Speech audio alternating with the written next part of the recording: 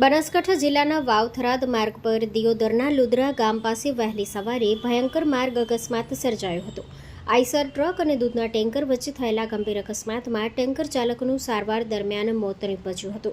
અકસ્માતમાં મૃત્યુ પામનાર ડ્રાઈવરનું નામ લાખાભાઈ વિહાભાઈ હોવાનું જાણવા મળ્યું છે. અકસ્માત બાદ સ્થાનિક લોકો દ્વારા તાત્કાલિક પોલીસ અને 108 એમ્બ્યુલન્સને જાણ કરવામાં આવી હતી. માહિતી મળતા જ 108 ટીમ ઘટના સ્થળે પહોંચી હતી અને ગંભીર રીતે ઇજાગ્રસ્ત ટેન્કર ચાલકને સારવાર માટે હોસ્પિટલ ખસેડવામાં આવ્યા હતા, જ્યાં સારવાર દરમિયાન તેમનું મોત થયું હતું. અકસ્માતના કારણે થોડા સમય માટે માર્ગ પર વાહન વ્યવહાર ખોરવાયો હતો.